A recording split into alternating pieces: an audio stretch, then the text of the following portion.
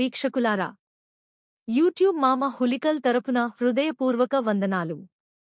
ఈ రోజు మా కుటుంబానికి, సమాజానికి ఎంతో గౌరవప్రదమైన ఒక ప్రత్యేక సందర్భాన్ని మీతో పంచుకుంటున్నాం. తెలంగాణ, హైదరాబాద్లోని రామనంతపురంలో నివసిస్తున్న ప్రశాంతి రవి, డి. కమిషనర్ గారి తల్లి విజయలక్ష్మి అమ్మగారు 76 ఏళ్ల వయసులోనూ భక్తి, జ్ఞానంతో రామాయణ గ్రంథాన్ని రచించారు. ఈ పవిత్ర గ్రంథాన్ని హైదరాబాద్ నుండి 200 కిలోమీటర్లు దూరంలో ఉన్న శ్రీరంగపురం దేవాలయంలో జరిగిన కళ్యాణోత్సవం సందర్భంగా భాగవతుల సాక్షిగా పూజ చేసి ప్రజలకు సదుపయోగం కలగాలని విడుదల చేశారు. అదే రోజు మా కుమారుడి కళ్యాణోత్సవం కూడా జరిగి విజయలక్ష్మి అమ్మగారికి గౌరవ సన్మానం కూడా జరిగింది. ఈ అపూర్వమైన క్షణాలను మామ హులికల్ వీడియో రూపంలో తీసుకువచ్చారు. ఈ దృశ్యాలను చూసి మా కుటుంబానికి ఆశీర్వాదం అందించాలని మేము మనవి చేస్తున్నాం.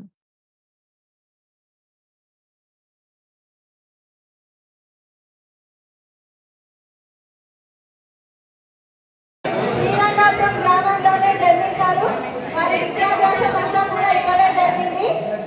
దుర్గాపల్లి శ్రీనివాసాచార్యులు సీతమ్మ గారుల ప్రథమ సంతానం జయలక్ష్మమ్మ గారు. ఆమె తన పదవీ విరమణ అనంతరమే పద్యరచనకు పూనుకున్నారు. తర్వాత మొదట సప్తగిరివాస శతకం అనే శతకాన్ని రచించి ఆవిష్కరించడం జరిగింది. తర్వాత దైవ సంకల్పంతో, గురువుగారి అనుగ్రహంతో, ఆదేశంతో వాల్మీకి రామాయణాన్ని తెలుగులో అనువదించడానికి పూనుకొని దాదాపు 12 సంవత్సరంన్నర కాలంలో 1760 పద్యాలతోటి ఈ పుస్తకాన్ని పూర్తి గావించారు. ఇది కావ్యంగానే కాకుండా ఒక రకంగా శతకంగా కూడా చెప్పొచ్చు. ఎందుకంటే ప్రతి పద్యానికి మకుటం రామ జయ రామ రఘురామ రామ రామ అనే మకుటంతో పూర్తవుతుంది. కాబట్టి ఈ పుస్తకాన్ని మనం పూర్తి చేయడంలో చాలా ఆటంకాలు ఏర్పడ్డప్పటికీ కూడా దిగ్విజయంగా వాటన్నిటినీ అధిగమించి పుస్తకం పూర్తి చేశారు. తర్వాత ఈ సందర్భంలో ఎందుకు చేయాల్సి వచ్చింది అంటే, మాధవన్ వివాహం సందర్భంలో కూడా మనకు ఎన్నో ఆటంకాలు ఏర్పడ్డాయి. అవన్నిటిని కూడా మనం దిగ్విజయంగా పూర్తి చేస్తూ వచ్చాము. వర్షం వల్ల ఈ కార్యక్రమం కూడా పూర్తి కాదేమో అని వాయిదా పడుతుందేమో అనుకున్నాం. అయినా కూడా ఇది కూడా దిగ్విజయంగా జరిగింది. అదే సందర్భంలో తన అమ్మమ్మ గారు రచించినటువంటి ఈ పుస్తకావిష్కరణ కూడా జరగడం మనందరికీ ఎంతో ఉదాహరణ. మరి ఈ జయరామాయణం గురించి మా పిన్ని ఒక శతావధాని గారు చుక్కారపల్లి శ్రీదేవి గారు ప్రసంగించవలసిందిగా, ఆవిష్కరించవలసిందిగా ఆహ్వానిస్తున్నాం. రామభద్రాయ రామచంద్రాయ వేదసే రఘునాథాయ నాథాయ సీతాయ పతయే నమః. శ్రీమతి జయలక్ష్మమ్మ గారు మా పెద్దక్కయ్య. ఇక్కడ విశేషం ఏంటంటే, ఆమె 72 సంవత్సరాల వయసులో శతకాన్ని రాయడం ప్రారంభించి, బాబు దేవిదాస్ గారు అనే గొప్ప సంస్కృత పండితులు, తెలుగు సంస్కృతంలో దిట్ట కవి వారు రామ రఘురామ జానకి రామ రామ అనే శతకంతో కొన్ని పద్యాలు రాయండి కవులంతా కూడా అని వాట్సాప్ గ్రూప్లలో సమాచారం పంపారు. అప్పుడు మా అక్కయ్య చాలా నూతనోత్సాహంతో, ఆమె ఎప్పుడూ ఉత్సాహంగానే ఉంటుంది, ఆమెకు విసుగుకు విరామం ఇచ్చిన మనిషి, ఆమెకు విసుగు అనేది ఉండదు. నిత్య నూతనంగా, ఎల్లప్పుడూ ఉత్సాహంగా, ఎంతో ఆనందంగా ఉండే మా అక్కయ్య ఆ రామ రఘురామ జానకి రామ రామ అనే మకుటంతో కొన్ని పద్యాలను రాయడం జరిగింది. అయితే నేను ఒక చిన్న సలహా ఇచ్చాను. ఈ పద్యాలను విడివిడిగా ఒక్కొక్క సంఘటనను రాయడం కంటే కూడా బాలకాండ నుంచి ప్రారంభించి అన్ని కాండాల్లో కూడా రాస్తూ ఉంటే బాగుంటుంది అక్కయ్య అంటే అంత రాయగలుగుతానా అని ఒక అనుమానం ఉంది. కానీ ఆ శ్రీరామచంద్రమూర్తి ఆమె వెంటనే ఉన్నాడు, వెన్నంటే ఉన్నాడు, నిరంతరం ప్రోత్సహిస్తున్నాడు అని ఈ గ్రంథ రచన పూర్తి అయిన తర్వాత మాకందరికీ తేటతెల్లమైంది.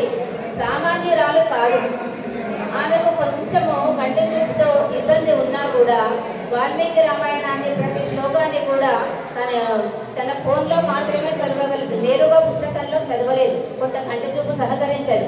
అయినా కూడా ఎంతో ఓపికతోటి అన్ని శ్లోకాలను భావాలను చదివి వాటన్నిటినీ అనువదిస్తూ ప్రతి కాండ ముగించి ఎంతో విజయం పొంది ఈ రామాయణాన్ని పూర్తి చేసింది. కాబట్టి దీనికి జయ రామాయణం అని పెట్టడం జరిగింది. ఇందులో 2 అంశాలు ఉన్నాయి.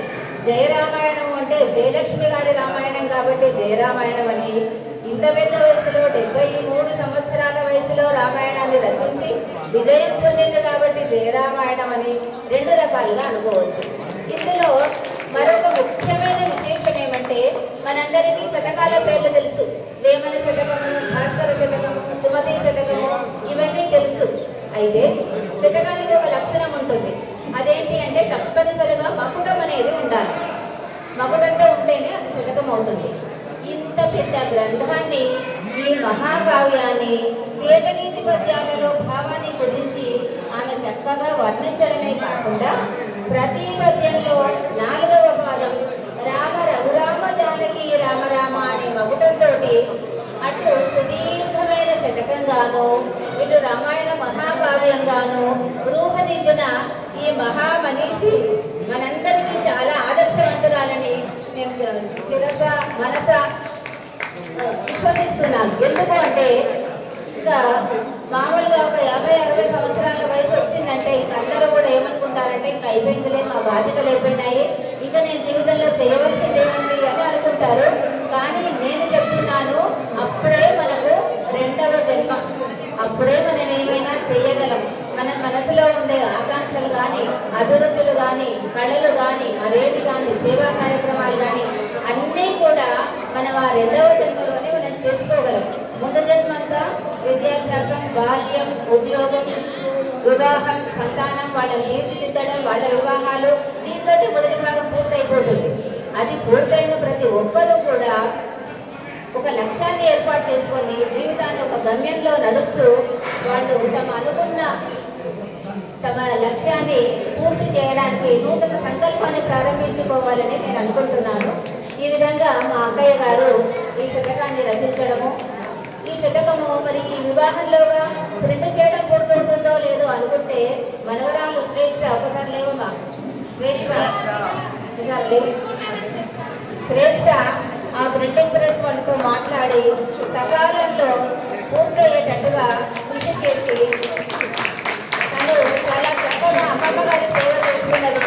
శ్రేష్ఠ యొక్క సహకారం వల్లనే, కృషి వల్లనే అనుకున్న సమయంలో పుస్తకాన్ని ముద్రించడం జరిగింది. ఈ శుభ సందర్భంలో మా అక్కయ్య గారు తన యొక్క అనుభవాలను అన్ని చెప్పాలని అనుకుంటున్నాను. ఇంకా ఆమె గురించి చెప్పాలంటే అదొక గ్రంథం అవుతుంది. ఎందుకంటే చిన్నప్పటి నుంచి దైవభక్తి ఎక్కువ. దాంతోపాటుగా చదువులు, ఉద్యోగాలు, ప్రమోషన్లు అన్ని పూర్తి చేసుకొని పదవీ విరమణ తర్వాత వాళ్ళ ఇల్లే ఒక పారాయణ నిలయం. వాళ్ళ ఇంట్లో నిరంతరం రామాయణము, భారతము, భాగవతము ఎప్పుడూ పారాయణాలు జరుగుతూనే ఉంటాయి. ఆమెకు అనేక మంది శిష్యురాళ్ళు ఉన్నారు. ఇలాగే వీలైన వాళ్ళందరూ అందులో వాళ్ళకు ఎంత సౌకర్యాన్ని కల్పించిందంటే అసలు ఏమి అక్షరాలు చదవడానికి రాని వాళ్ళకు కూడా ఆమె చదవడం నేర్పించింది, శ్లోకాలు. అంతేకాకుండా ఎంత అనుకూలంగా ఉంటుందంటే వాళ్ళు ఉదయం నుంచి రాత్రి లోపల ఏ సమయంలో వచ్చినా సరే వేళల నియమం ఏం లేదు. ఎప్పుడు వచ్చినా సరే తను చెప్తూనే ఉంటుంది. వాళ్ళందరినీ ఒక పెద్ద సంఘాన్ని తయారు చేసింది. ఆమె శిష్యురాళ్ళు చూడడానికి ఎంత చాలా సాదాసీదా మామూలుగా ఉంటుంది. ఈమె ఇంత గొప్ప మనిషి అని ఎవరు మనం ఊహించలేము. మా కళ్ళెదురుగా ఎప్పుడు జరుగుతూ ఉంటుంది కాబట్టి ఆమె విషయాలన్నీ కూడా మాకు చాలా తెలుసు. రామ కోటి రాయించింది ఋషులతో, విష్ణు సహస్రనామాలు కోటి రాయించింది. అంత చదివించడం పారాయణం. ఈ విధంగా ఆమె కృషి చేస్తున్నది. ఈమె ఇంతటితో ఆగకుండా రామాయణం పూర్తయిన తర్వాత ప్రింటింగ్ చేసి మధ్యకాలంలోనే మళ్ళీ ఇంకొక శతకం ప్రారంభించింది హరియల్ ఉత్పలమాల పద్యాలలో. అలాంటి మహామేధావురాలు మా అక్కయ్య గారు కావడం మాకందరికీ చాలా గర్వకారణంగా ఉంది, చాలా సంతోషంగా.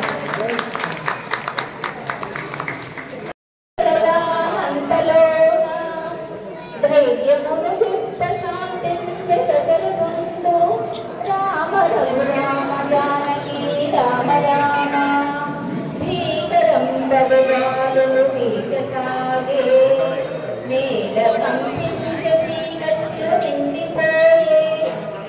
పరశురాముడునతో వచ్చి నిలిచే రామ రఘురామ జానకి రామ రామ.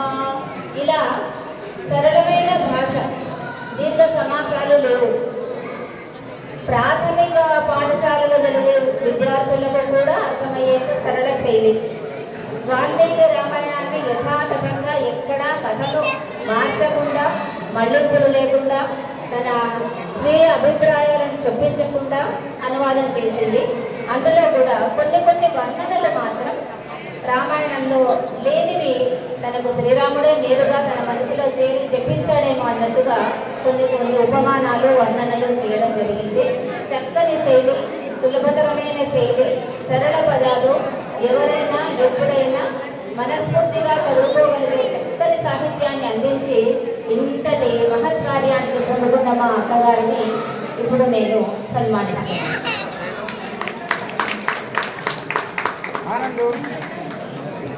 ఇప్పుడు శ్రీదేవి గారు पूज्यते पूर्वा भद्रा में पूज्यते प्रभु स्वदेशी पूज्यते राजा विद्वान सर्वत्र पूज्यते అన్న శ్లోకం మనందరికీ చాలా తెలుసు. ఎవరింట్లో వాళ్ళు ఎలాగో గౌరవించబడతారు, అది కొత్త ఏం కాదు. కానీ ఏ గ్రామం యొక్క అధికారి ఆ గ్రామంలో తప్పకుండా పూజించబడతాడు, గౌరవించబడతాడు. కానీ విద్వాన్ అంటే మంచి పండితులు, చదువుల సరస్వతీ దేవి ఆశీర్వాదం ఉన్నటువంటి పండితులందరూ కూడా, విద్వాంసులందరూ కూడా ఈ ప్రపంచమంతా ఎక్కడ పోయినా సన్మానించబడతారు. విద్వాంసులకు ఉన్నంత గొప్ప సన్మానం ఎవరికి లేదు. అలాంటి విద్వాంసురాలు నేను ఎప్పుడే చూస్తున్నాను ఈ మా జయలక్ష్మి అత్తయ్య గారి. తను నాకు ఇంతకు ముందు పరిచయం లేదు. 5 సంవత్సరాల నుంచి ఆ పాపను వాళ్ళ ఇంటికి ఎప్పుడైతే ఇచ్చామో అప్పటి నుంచి వారితో సాంగత్యము, సన్నిహితత్వము రెండు వారితో నాకు అనుబంధము ఏర్పడ్డది. మా వారు జయలక్ష్మి అత్తయ్య గారికి స్వంత కొడుకుతో సమానం, నా పెద్ద కొడుకు అంటూ తను ఇప్పుడు రాసిన జయ రామాయణంలోని పద్యాలన్నీ ప్రతిరోజు ఇద్దరు చర్చించుకుంటారు. మా ఇంటికి ప్రతిరోజు ఒక పద్యం చొప్పున మాకు వస్తూనే ఉంటుంది. అవి చూసి మేము అప్పులపడ్డాం, ఆశ్చర్యపడ్డాం.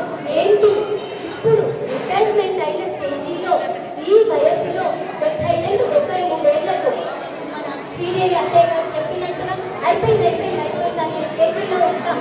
పండుకుందామా తిందామా అనే దాంట్లో ఉంటాం. తను ఒక లక్ష్యాన్ని ఏర్పరచుకొని ఆ లక్ష్యాన్ని పూర్తి చేయడానికి అహర్నిశలు శ్రమించారు.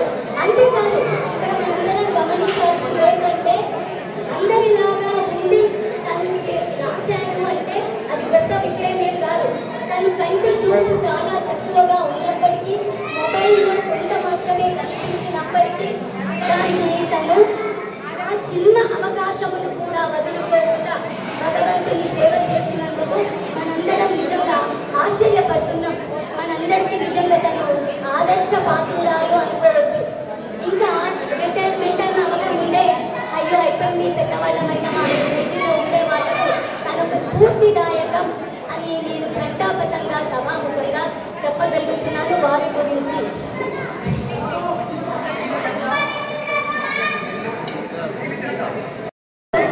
శేషులైన వేదముల కూడా నింపబడు శంకు చక్రము గతయును శాంతధరుని అంజలింతును భక్తితో ఆర్తిగాను వాళ్ళకి రోమాలు గుర్తించబడ్డాయి. ఆ భక్తి పాలవర్షంలో వింటుంటే చూస్తుంటే మనకు తెలియకుండానే మన కళ్ళెంబడ నీళ్ళు వస్తుంటాయి. ఆ భక్తి పాలవర్షంలో తన మునిగి ఇంత చక్కటి జయ రామాయణమును మనందరికీ అందించినందుకు వారికి ఈ దేవాలయంలో మీ అందరి సమక్షంలో పాదాభివందనం చేస్తూ నాకు చక్కటి సదవకాశం ఇచ్చినందుకు సభికులకు జయమ్మ అత్తయ్య గారికి నమస్సుమాంజలు అర్పిస్తూ అందరికీ ధన్యవాదాలు తెలుపుతున్నాను.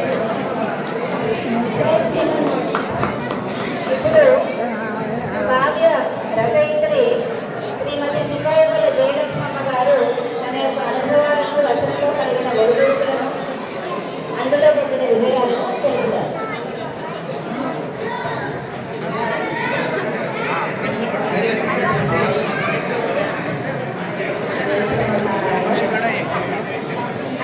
శ్రీమన్నారాయణ. ఇవంతా చూస్తుంటే ఉద్యమ కళన వైష్ణవ నాయన తెలిసినది. అది ఆ కరోనా సందర్భంలో మా శ్రీదేవి ద్వారా ఆటగాళ్ళకి మధ్యలో నేర్చుకొని చాలా గ్రామాలు తీసుకుంటే చాలా గ్రామాలను పెరగమయ్యా అభివృద్ధి శాఖ రాయాలండి. తర్వాత ఈ రామాయణం కూడా ఉత్సవాన్ని పెట్టారు. ఆ మొదట విజయం వల్ల కాబట్టి కానీ దానికి మధ్యలో ఎన్నో ఆటంకాలు ఉంటాయి. దసరా కూడా అది పూర్తి అయిపోయింది. అయిపోయిన తర్వాత కూడా మళ్ళీ దాన్ని ఆవిష్కరణ చేయాలి అంటే పుస్తకాలు రాలేదు కదా. మళ్ళీ నేను రేపు 18వ తారీఖు అమెరికా వస్తున్నా వాళ్ళకు అయితే ఇంకా ఆమె వచ్చిన తర్వాత ఇంకా అనుకున్నాం. అట్లాంటి వెంటనే వాళ్ళ ద్వారా పుస్తకాలు కూడా బాగా వచ్చేసాయి. అంటే ఏం చేస్తామంటే ఇంకేం చేస్తాం నగరాల కళ్యాణం పుస్తకం చేస్తామని చెప్పి అసలు అందరికీ అంత ప్రేమతో పట్టుదలతో చేసినందుకు చాలా సంతోషంగా ఉంది. సంతోషంగా ఉన్నాయి. ఎప్పటికి కూడా వాళ్ళు పోవాలంట బయటికి, అర్జెంట్గా పని ఉన్నది. వాళ్ళు బయటికి వెళ్ళిపోతారట నాన్న. ఆశీర్వచనం ఇచ్చి పోతారట వాళ్ళు. లేండి ఆశీర్వచనం ఇస్తున్నారు.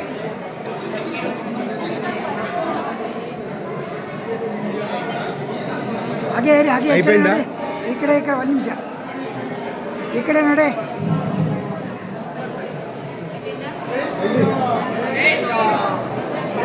అందరూ సహకరించి ఇంతసేపు ఓపికగా ఉన్నందుకు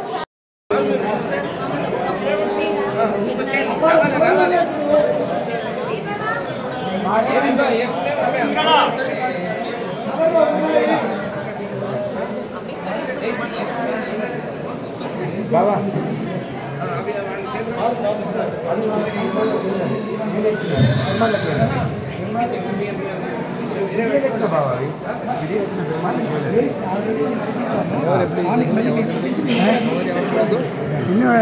బెంగళూరు పోతున్నాయి.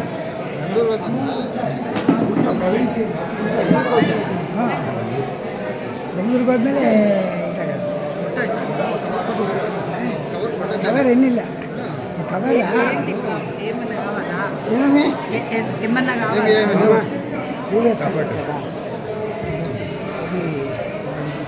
కూర్చోండి. బాబా బాబా అయ్యా రండి స్వామి.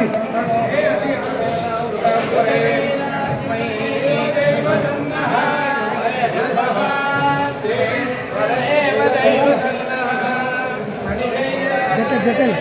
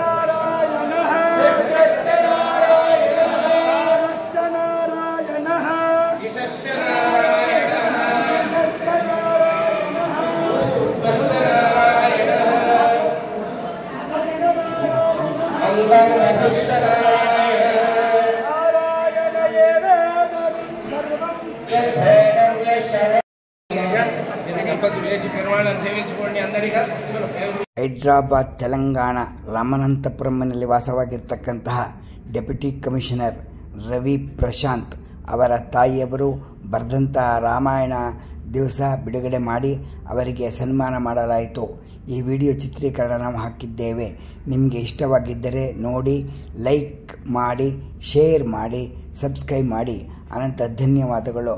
ಯೂಟ್ಯೂಬ್ ಮಾಮ ಹುಲಿಕಲ್.